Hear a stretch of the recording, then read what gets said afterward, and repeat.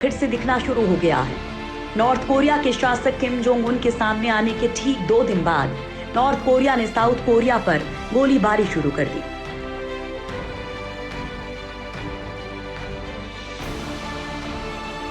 South Korea का कहना है कि नॉर्थ कोरिया ने सीमा पर गोलीबारी शुरू कर दी। जवाब में साउथ कोरिया की ओर से भी फायरिंग की गई। सीमा पर अचानक गोलीबारी की घटना के बाद कई सवाल उठ रहे हैं। साउथ कोरिया ये पता लगाने की कोशिश कर रहा है कि आखिर ये गोलीबारी क्यों की गई।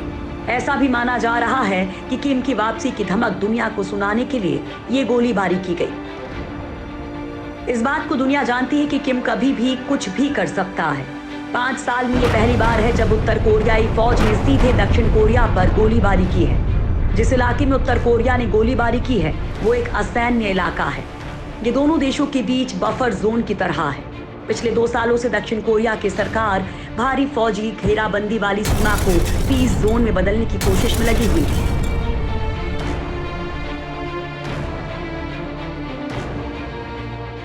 लेकिन किम जोंग ने वापसी के साथ ही अपने इरादे दक्षिण कोरिया को जाहिर कर दिए हैं। दरअसल उत्तर कोरिया के तानाशाह किम जोंग उन की आक्रामकता और सनक कभी भी इस इलाके में महाविनाश ला सकती है।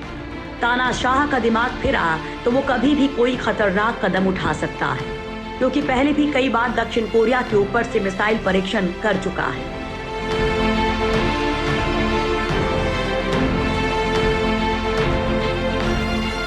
इसलिए इस बात का अंदाजा लगाना मुश्किल है कि किम जोंग कब क्या करने की सोच रहा है, और शायद इसी वजह से दुनिया भर की मीडिया उसे सन की तानाशाह कहकर बुलाती है।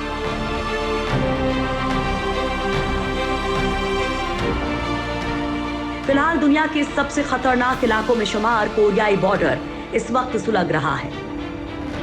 तानाशाह किम जोंग उन की वापसी के बाद इस बात पर भी सवाल खड़े हो रहे हैं कि क्या किसी बड़े मिशन की तैयारी के लिए तानाशाह अंडरग्राउंड हुआ था। क्या तानाशाह का ये गुप्त मिशन कोई बड़ी तबाही ला सकता है। ये इसलिए भी कहा जा रहा है क्योंकि उत्तर कोरिया के नेता किम जोंग उन और दक्षिण कोरिया के राष्ट्रपति मून जे-इन ने सितंबर 2018 में प्योंगयांग में हुई बातचीत के दौरान सीमा पर सैन्य तनाव कम करने की रजामंदी दिखाई थी। लेकिन 3 हफ्तों के बाद किम जोंग उन के सार्वजनिक रूप से दिखने के 1 दिन बाद ये गोलीबारी की घटना हुई है, जिससे ये कयास लगाए जा रहे हैं कि लापता होने के दौरान सन की तानाशाह किसी बड़े खेल की साजिश रच रहा था और वापस आने के बाद उसने अपने इरादे जता दिए।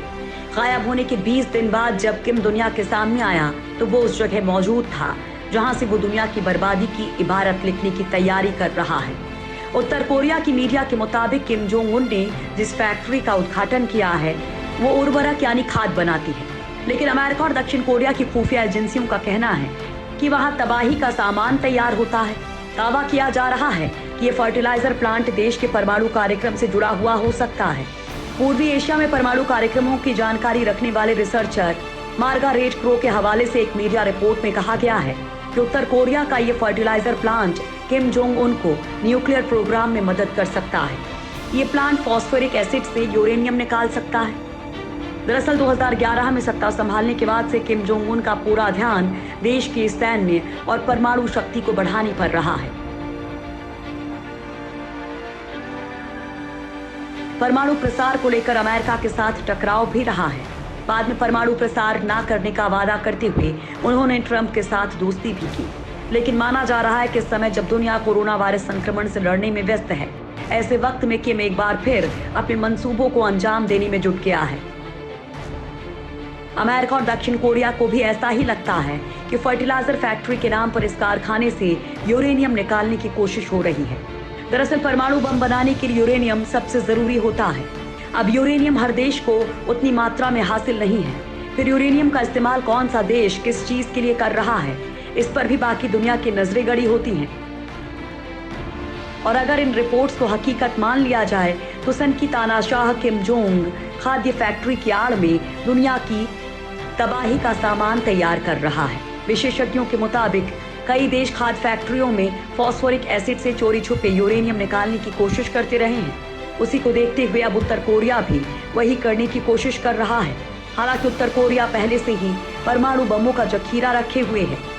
मगर बमों की होड़ के चलते वो और ज्यादा बम बनाने की कोशिश में लगा रहता है, जिसके चलते उसे हमेशा यूरेनियम की जरूरत पड़ती है। अमेरिकी प्रतिबंधों की वजह से सीधे तौर पर वो यूरेनियम हासिल नहीं कर सकता, लिहाजा यूरेनियम हासिल करने का उसने दूसरा तरीका ढूंढ निकाला है, और वो है ये फैक्ट्री। ऐसा भी माना जा रहा है कि गायब होने के दौरान किम दुनिया को दहलाने की तैयारी कर रहा था।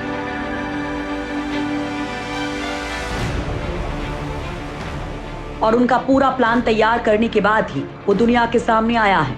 किम के इस फैक्ट्री के उद्घाटन के बाद से ही पूरी दुनिया की नजर इस फैक्ट्री पर बनी हुई है, क्योंकि खाद के साथ यूरेनियम बनाने में सक्षम होने की वजह से ही ये फैक्ट्री किम जोंग उन के लिए बेहद खास है। इतना खास कि 20 दिन का अपना अज्ञातवास खत्म करने के लिए किम ने इसी फैक्ट्री को चुना, और इसके उद्घाटन पर 20 दिन बाद पहली बार सामने आया। इस फैक्ट्री से उत्तर कोरिया जहां उर्वरक हासिल कर सकेगा, वहीं इसी फैक्ट्री में तैयार यूरेनियम से वो परमाणु बम बना सकेगा। ऐसा भी माना जा रहा है कि खाद बनाने के नाम पर इस तरह किम दुनिया को इस फैक्ट्री की असलियत को लेकर आसानी से बेवकूफ बना सकता है।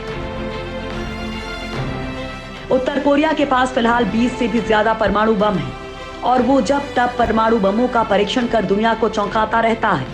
रिपोर्ट के मुताबिक किम के पास अभी भी यूरेनियम का इतना जखीरा है कि वो आने वाले वक्त में आसानी से कई और परमाणु बम बना सकता है। इसी बात का डर पूरी दुनिया को सता रहा है कि अगर सनकी तानाशाह किम जोंग इसी तरह परमाणु बम बना लेगा तो वो पूरी दुनिया में महाविनाश ला सकता है। वैसे भी किम की सनक से पूरी दुनिया वाकिफ है। दुनिया जानती है कि किम कभी भी कुछ भी कर सकता है।